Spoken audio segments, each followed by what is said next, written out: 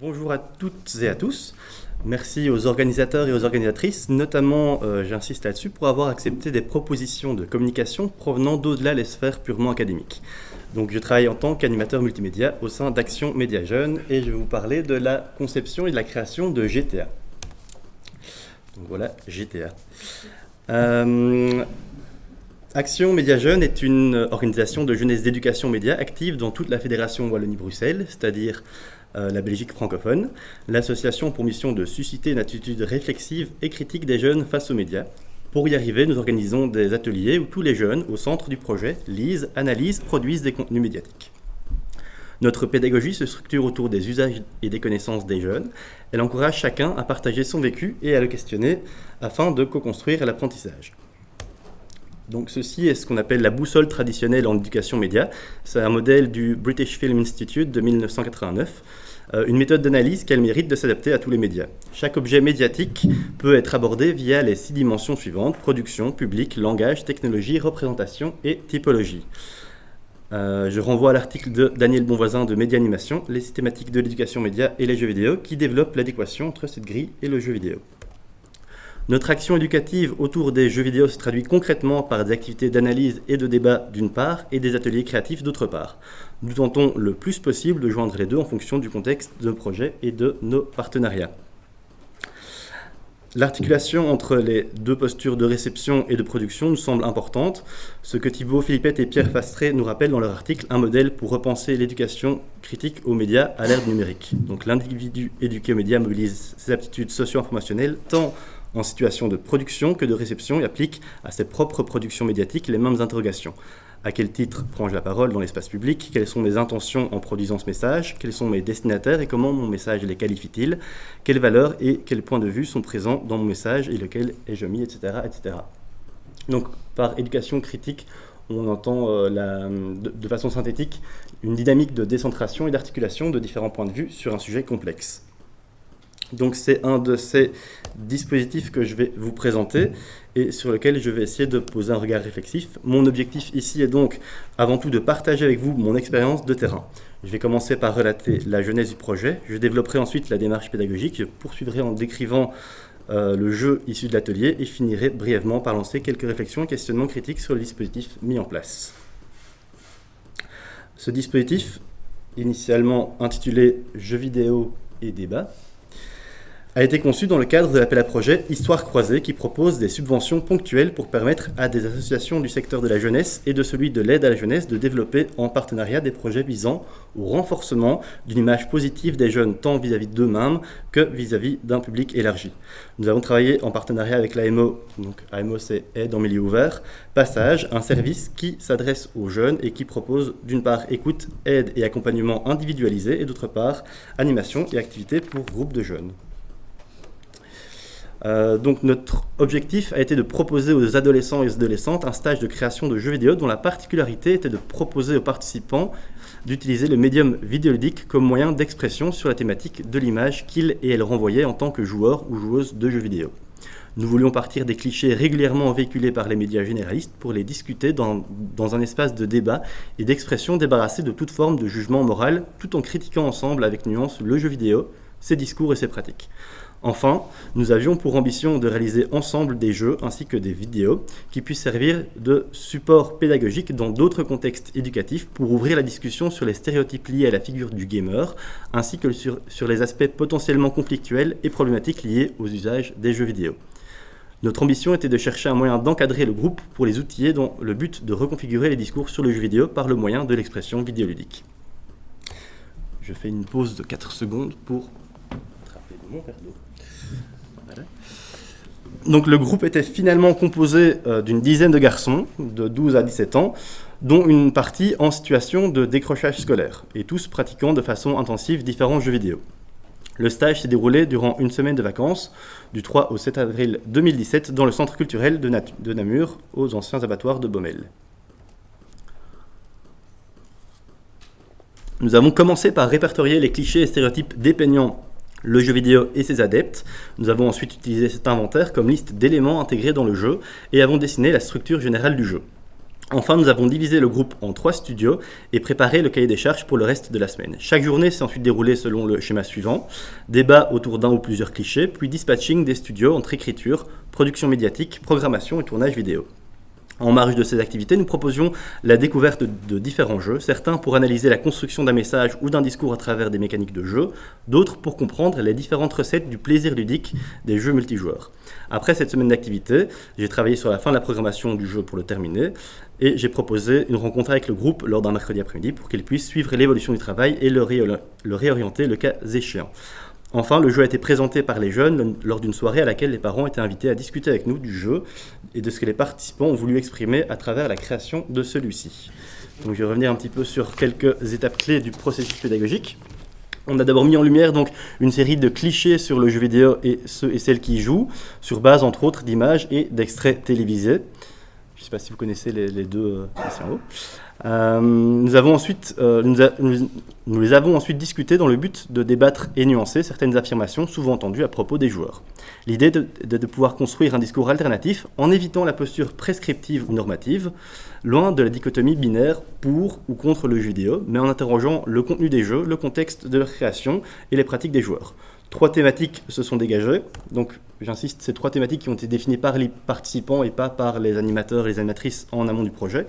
Donc ce sont, les 3 thèmes, c'était les accros aux jeux vidéo, passion ou addiction, la l'assimilation dans les jeux vidéo, violence et choix, jeux vidéo et parents, les jeux vidéo sont-ils pour tout le monde? Nous avons utilisé la technique du débat mouvant propice à la construction d'arguments, la remise en question de ses propres présupposés et l'établissement d'un positionnement commun sur chaque proposition.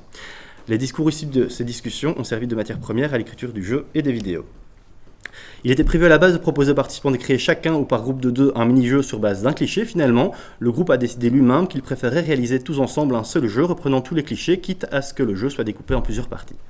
Sur base des possibilités techniques de Construct 2, le logiciel utilisé pour programmer le jeu, les jeunes ont décidé de s'orienter vers 2 types de gameplay différents. D'une part, un jeu de plateforme et un pointé-cliqué, avec un petit clin d'œil au jeu de rôle lors de la création de personnages. Le scénario du jeu a été écrit avec l'ensemble du groupe et ensuite le travail a été réparti entre les 3 studios. L'idée globale était de traduire les clichés en mécanismes ou en éléments de jeu, avec humour et légèreté, ce qui a donné lieu à un déferlement par les jeunes de référence à leur propre culture vidéoludique. Le titre du jeu, par exemple, trouvé en fin de projet, illustre bien la philosophie derrière la création, le détournement et la caricature pour contraster avec les accents dramatiques et anxiogènes des exemples issus du traitement médiatique du jeu vidéo. Donc le scénario est assez simple, c'est un jeune qui est accro aux jeux vidéo et qui doit jouer aux différents jeux qui correspondent à ses goûts vidéoludiques. Une fois qu'il a trouvé 3 jeux, sa maman arrive, confisque son câble et il doit donc le retrouver pour pouvoir continuer et rejouer au même jeu. L'écriture du jeu a été guidée par des contraintes techniques et stylistiques et par le scénario ébauché par les jeunes. Donc les contraintes techniques, c'était les limites du logiciel Construct 2 et de ce qu'il est possible d'apprendre à des jeunes ados inexpérimentés en 5 jours. Et stylistique, c'était évidemment les mécanismes correspondant aux jeux de plateforme et au pointé-cliqué. Le scénario, c'était simplement que tout devait se dérouler donc dans la maison du jeune accro aux jeux vidéo. Les éléments du jeu ont été créés suivant plusieurs techniques différentes: dessin à la main colorisé sur ordinateur, photographie détourée et pixelisation sur fond vert pour les personnages animés. Donc ce sont les participants qui se retrouvent, en tout cas une partie des participants, ceux qui avaient envie, qui se retrouvent comme personnages jouables du jeu. Pour des raisons pratiques, une grande partie des graphismes a été utilisée dans les 2 grandes parties du jeu. Les jeunes ont préféré utiliser des sons piochés sur Internet que de les fournir eux-mêmes. Et on a retravaillé les thèmes musicaux sur base de réinterprétations rejouées ensemble de la chanson Shooting Stars de Bag Raiders. Mais ça, je ne vais pas m'étendre là-dessus. Donc la programmation a consisté principalement à créer ensemble la structure des jeux des 2 niveaux du jeu, d'abord sur papier, ainsi que le level design du niveau de plateforme et la composition des tableaux du pointé-cliqué. On a d'abord tout fait sur papier, puis on a tout fait sur Construct 2. Là, donc une image tirée de l'interface de Construct 2. J'ai vu qu'il y avait plusieurs intervenants et intervenantes qui avaient l'icône Construct sur leur ordinateur, mais donc je ne reviendrai pas sur tous les avantages de ce programme pour ce type d'activité. Et enfin, les vidéos ont constitué un travail à part. Leur réalisation a porté davantage sur la forme, qui se voulait à la fois didactique et humoristique, en pastichant notamment des youtubeurs qu'ils appréciaient. Donc davantage sur la forme que sur le fond, donc vraiment sur le message qu'ils voulaient passer par le jeu. On a vraiment travaillé plus la forme. Voilà. En fin de journée, c'était dédié à la découverte de jeux sélectionnés par mes soins dans le but d'analyser leur design en termes de discours d'une part et de génération de fun d'autre part. deux exemples, on a exploré, je ne sais pas si explorer le bon mot, Stanley Parable et September 12. Donc, et ensuite, on a enchaîné des parties de Broforce. Et donc, j'ai noté, par exemple, deux commentaires qui me semblaient assez intéressants, qui donc, sortaient des observations des jeunes. Stanley Parable a été décrit comme un jeu qui troll les joueurs. Je trouvais ça intéressant. Et donc, en jouant à Broforce, ils expliquaient qu'ils trouvaient qu'on ne comprenait pas grand-chose à ce qui se passait à l'écran, mais que ça rajoutait justement un côté très excitant au jeu. Une fois le jeu terminé et validé par le groupe, nous avons travaillé à sa présentation publique pour que les jeunes puissent expliquer, suivant leur formulation et a posteriori, l'ensemble de la démarche et montrer le produit terminé. Il reste combien de temps plus ou moins ? Ouais. Ah oui. Ok. Je vais donc montrer brièvement le jeu. Donc après un tutoriel, là on est à la création du perso. Donc les développeurs contraignent la création en fonction de la figure du joueur masculin juvénile. Les jeux vidéo ne sont ni pour les adultes ni pour les filles. Donc c'est là qu'on voit le bouton, on essaye de choisir féminin, le bouton s'enfuit à la vue de la souris. Et ensuite on a donc des bonus, on a des compétences à sélectionner qui correspondent en fait à la typologie des jeux vidéo telle que le groupe l'a définie en début de stage en fonction de leur goût vidéoludique. Les textes des jeunes n'ont pas été retouchés et donc moi-même je ne comprenais pas forcément toutes les références qu'ils donnaient. On commence ensuite donc le jeu de plateforme. Plutôt que de faire un niveau avec un début et une fin, le groupe optait pour le choix d'une arène, la maison du joueur, dans laquelle apparaissent aléatoirement des jeux. Il faut aller chercher les jeux qui correspondent au goût de l'avatar et revenir dans la chambre pour y jouer tout en évitant les obstacles. Dans ce cas-ci, ce sont les parents qui illustrent à gros traits le caractère potentiellement conflictuel des jeux vidéo. Chaque fois que l'on joue à un jeu, le temps s'accélère pour figurer son aspect chronophage, voilà, donc un magnifique cycle jour-nuit. Et si l'on prend un jeu en main, comme on l'a vu juste avant, qui est déconseillé au moins de 18 ans pour sa violence, on perd le contrôle de l'avatar pendant un court instant où il se met à tirer avec un fusil d'un saut n'importe où, car c'est bien connu, les jeux violents rendent violents ceux et celles qui s'y adonnent. Une fois que l'on a joué à 3 jeux, on accède à la deuxième partie du jeu. Donc le fameux pointer-cliquer. J'ai oublié un paragraphe. Celle-ci nous accueille avec un nouveau didacticiel qui explique les nouvelles manipulations. Et cette partie donc, a été structurée sur base d'une arborescence construite à partir des symboles et clichés sur les gamers, la chambre en désordre, les posters geeks, etc. Et aussi avec les outils classiques des pointer-cliquer. Il y a des clés, il y a des codes, il y a des puzzles, il y a des lieux à débloquer. Enfin, on a intégré donc les 3 vidéos tournées qui se retrouvent dans une partie du jeu. On ne va pas le voir ici, mais donc on peut trouver le DVD et le mettre dans un lecteur DVD pour accéder aux vidéos directement à l'intérieur du jeu. Donc, je vais terminer avec quelques réflexions a posteriori. Donc, comment faire pour évaluer ce type de projet ? J'ai été chercher la grille des compétences en littératie médiatique de Pierre Fastré et Thierry De Smet du GREMS, donc le groupe de recherche en médiation de savoir de Louvain-la-Neuve. Et j'ai essayé de faire rentrer dedans un petit peu ce qu'on avait fait durant ce projet. Donc, cette grille divise les médias en 3 types d'objets. Donc, évidemment, chaque objet médiatique recouvre les 3 dimensions, technique, informationnelle et sociale, et les activités d'éducation média en 4 types de compétences. Donc lire et écrire, pour ce qui est d'un seul média, ce qui est la posture de réception ou de production, et la posture de réception ou de production d'un corpus de médias par la navigation et l'organisation.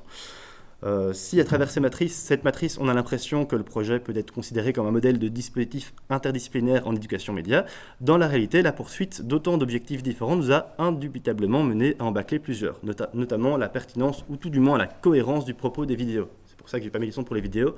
Ce qu'ils disent est fun, mais n'a pas beaucoup de sens, par manque de réflexion, d'écriture et de coordination. En termes de discours et d'image, c'est évidemment difficile d'évaluer ce qui en ressort au-delà de l'acte expressif lui-même. On peut néanmoins supposer que la disposition d'un cadre de débat et de discussion commune permet d'affiner les représentations et de sortir des discours caricaturaux qui sont parfois intériorisés par les joueurs eux-mêmes.